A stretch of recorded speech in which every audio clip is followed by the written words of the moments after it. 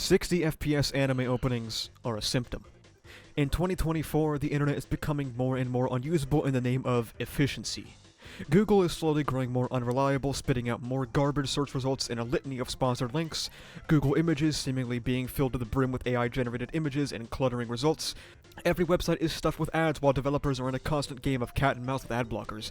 And when you sit down to watch the new banger opening of the season, you can't even see it the way it was intended, as YouTube pushes every 60 FPS 4K upscaled slop to the top of the results page. No matter how far and wide you may look, you will continually find 60 FPS anime all over the internet. Twitter clips, YouTube clips, openings and endings, anything in between. Anime, from my understanding, is at best 24 FPS, but due to it being animated on 2s, meaning that the drawing is the same over 2 frames, it's more like 12 FPS. Animating on 2s is something that is widespread in the industry because it takes way less time to have 12 drawings per second than it would to have 24 drawings per second, or even 60. That means making it 60 FPS would make it have 5 times as many frames, but if those frames don't even exist because they aren't drawn, how does this even work? Interpolation. When you try to interpolate a 12 FPS video to 60 FPS, well, it has to create transitions between the 2 frames that did not normally exist, completely derailing any intentional timing that was put into the animation because it's turning it into something it's not.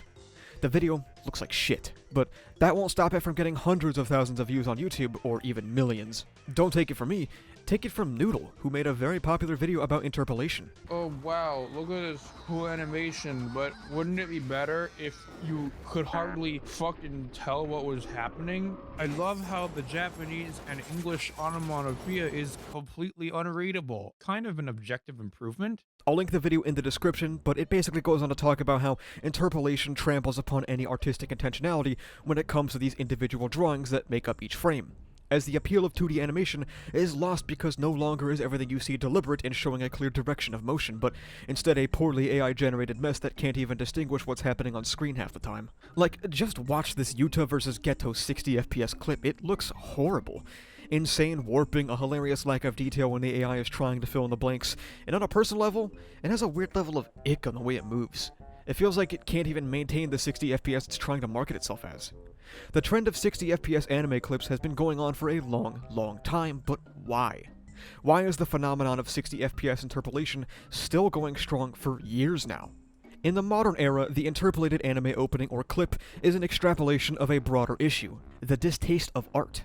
In a world where we have greater access to artistic products than ever, we also experience the unfortunate counter-movement that comes with it, which is a great level of pushback and disdain for it. Now, anyone who claims that art these days has become a commodity to be bought and sold has missed the boat for the past few hundred years. Because art has been a commodity for as long as capital has existed, but now more than ever, art is seen as a product, as something that must be continually improved. Glorious evolution. But what does improving art really even entail? How does one improve art, and not on an individual level, but on this grand scale of humanity? And this informs the fundamental flaw with our current view on art. The way people talk about it, with things like anime openings or anime in general, is that they treat it like a hard science, like math. How many conversations have you borne witness to that involve people trying to objectively prove something about anime? Foreshadowing plus cool fight equals great moment. As if something like a subjective experience can be broken down into hard rules. All it simply comes down to is that more frames equals better. Regardless of the timing of the animation or the individual drawing, the number went up, so now the anime's been fixed. Video game remakes are a prime example of this art must be improved mentality, and I would like to use Silent Hill 2 as the example I'm extremely familiar with. Don't get me wrong, I liked the remake. I got it immediately after release, and I have a lot of things I enjoyed about it, but its complete departure from what made some aspects of Silent Hill 2, well, Silent Hill 2, and not putting the original up in any way for it to be consumed alongside the remake, almost has it serve as a replacement for a product. There are entire markets of game remakes, like The Last of Us being remastered every fucking full moon, adding incremental improvements to a product, because it's being treated as a product rather than an art piece, and it stems from a corporate view of art. The corporate mentality of fixing and improving art to make it appeal to as many people as possible runs deep, and has affected thousands in the way they tackle art discussion. Gone are the ideas of artistic intentionality, like a lot of things now considered janky from the original Silent Hill 2. They must be improved, rather than viewing that jank as a single piece in the puzzle.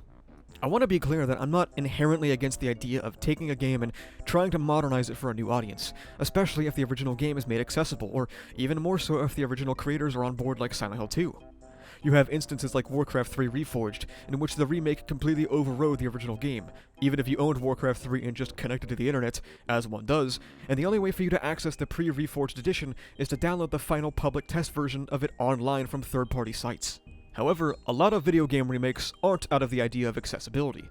They are pushed forward with the idea of making as much money for the shareholders as humanly possible, and only every now and again do you get a Silent Hill 2 situation, where even with a company in the top 10 for most greedy and incompetent fucks on the planet, it was still helmed by an insanely passionate team that managed to make it a good product.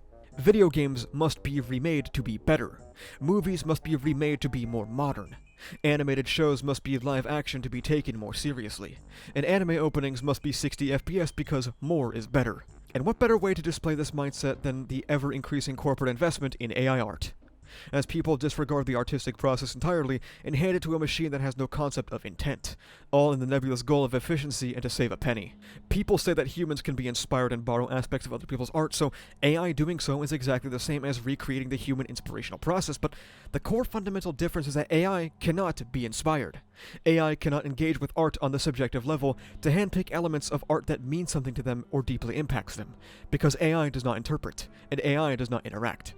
As video game and movie remakes pop up, as anime is refined to be 60 FPS, and as the art industry is refined even more to the point where you don't even need to pay creatives anymore, we must examine our disdain for art. Art is not an objective study. More frames equals more gooder, more characters equals worse, foreshadowing equals more gooder, outdated combat equals objectively bad. Make it better. It's really hard to take a look at a piece of work and go, this can be better from an objective lens. Is having more frames objectively good? If that's the case, why are animations still often on 2s? Why are movies still at 24 FPS? Why have 60 FPS television shows earned the reputation of soap opera looks? Is having more characters worse when so many series can do it just fine? Is more foreshadowing good when you can foreshadow something that sucks? I don't think this general attitude towards art is a new one even. It's something that has been pervasive throughout time. Think of the standard trope where a character is a failing artist and looked down upon. They can be seen as eccentric crazies, or people with no actual direction in life, wanting to be an artist being deemed fanatical, and being looked down upon for aspiring to pursue creativity rather than contributing to big economy by working 48 hours a week and killing yourself to do so. The elephant in the room is that part of the hatred of modern art is a knee-jerk reaction from the conservative right as well, and how this all wraps around to the anti-woke and anti-DEI postings some anti-woke YouTubers make.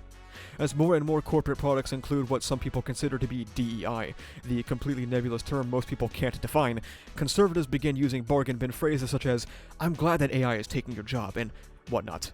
Because currently, and perhaps throughout history, I don't know, I'm not a historian, art has had a left-wing bias. As art is also increasingly commodified, however, the center-left approach to art isn't really done by corporations to be inclusive on its face, but to cast as wide net as possible to secure the most sales possible. Due to lacking this understanding of the dynamics of capital, and even though art products aren't necessarily exclusively a left-wing product, the right wing has become galvanized against it as a response to the left, when in reality, it's against capital, they just don't realize that. So, as large portions of the world feel galvanized against artistic expression, what we get is a bigger and bigger anti-art sentiment. Of course, people still enjoy art in their day-to-day too, so it's a very weird disconnect. A disconnect that a guy on YouTube is probably not qualified to diagnose, but what that disconnect manifests as is the disregard for authorial intent. It doesn't matter that you intended the anime opening to be viewed at 12 FPS and made the entire thing around that concept. 60 FPS is upscaled because more equals better. It doesn't matter how you designed your game in intention.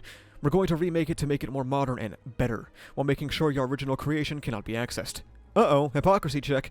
I actually made an entire video in my media literacy series about this, particularly pertaining to the curtains are blue mentality and the French literary essay of Death of the Author, in which I say that authorial intent is not the be-all end-all of interpretive analysis. Well, this isn't really hypocrisy, as different interpretations based on the facts of the piece of work is not the same as remaking it as a science. My issue with disregarding authorial intent does not come with not taking into account in the narrative interpretation phase. The author's intent is simply one lens to look at a story or a piece of work from amongst a myriad of them. Like when the Demon Slayer author comes out and for some reason says everything on screen is actually just make-believe and they're just fighting normally with swords, and breathing is a metaphor. I really don't know why that happened. It's not degrading her work to find reasons why that isn't the case and to disagree with her interpretation. My issue comes with taking authorial intent and asserting that there is an objectively wrong thing about it. If an author has a character say, "I like waffles," and goes online to say, "No, actually they like pancakes," it's not disrespectful to disagree with their assessment and provide proof of why they're wrong. If an author has a character say, "I like waffles," and your response is to completely shit on them and say you're going to take their story and make it objectively better, then that's where we might have an issue. One might think I'm referring to Fix-It Fix with this, but I'm really not, because despite the name given to them, I don't think Fix-It Fix are inherently positing themselves as an objective, better replacement for the source material, just something the author would have liked more. This also, of course, does not exclude the possibility of criticism, because thinking something is bad is not the same as supposing objective influence. You'll notice a trend in this paragraph. It's me using the word objective a lot. Thinking something sucks? Fine. Thinking something could have been better? Fine. Thinking something sucks so you take the IP or piece of art, bastardize what made it what it is, and then put it up as a replacement to the original? That's kinda bad. Humanity chases after the ephemeral concept of better, or seeks desperately to find objectivity in art and constant production or more consumption, to the point where we have degraded art and artists. As capitalism slowly bleeds us dry and cost of living skyrockets globally, art is treated more and more as a product, and as political division increases across the world, the left-wing and inclusive artistic space is slowly disdained by half the planet. Look no further than the outrage about Balatro being nominated for Game of the Year this year. A perfectly coherent and fully realized game that doesn't aspire to be more than what it is and isn't super flashy to look at, is completely mocked because it's not a AAA game with bigger and better graphics and a grand story to tell. And if that's not why it's getting flack, it's grifters talking about Stellar Blade because that was the discourse game of the month for people who have no hobbies. And it leaves us with one thing: 60 FPS anime openings. A disregard for the way it was made, to view an artistic process as a mistake that needs correcting, that posits itself as more equals better, and due to the way algorithms work, what you'll be served first are these abominations. Any smear frames or anticipation in animation is removed as we fundamentally misunderstand art. Now, if you're watching this and you think that those edited openings look cool, I can't stop you. Ultimately, you like what you like, and sometimes you can't change that. What you can change are your actions. Rather than going out there and supporting these smudgy-looking, horrific 60 FPS anime openings, you can just watch the original.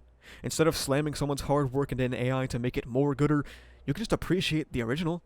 Instead of being at odds with every choice artists decide to make because of some self-perceived political slant against you, you can respect their work and their life.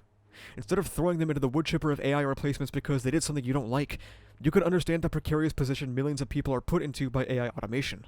Even better, if there's something that frustrates you or you wish was different about a piece of art, you can make your own. You can do something that AI cannot. You can take that inspiration and channel it into your own passion, your own creation, because at the end of the day, what people are doing with art is communicating. That's fundamentally what art is for, a way for a human to communicate something they might not be able to do through just words. It's a method of interaction that allows you to cross languages, cross borders, cross cultures, and so much more, and say something. So, when you take them and upscale them, or interpolate them, or decide to remake them and forego all the decisions of the past, or jam them into an AI and make a new piece of art entirely, and going, "Hey guys, look at this totally real replacement for this work," you're taking their message and twisting it into something that was never supposed to be, cutting it into bits and pieces until aspects of it are unrecognizable. Imagine if you had a vision you wanted the world to see, and some suit takes advantage of that by throwing it into the AI wood chipper and spitting out 500 works that look just like yours, but have no message. Because your message was lost. And I guess that's really all this video is about.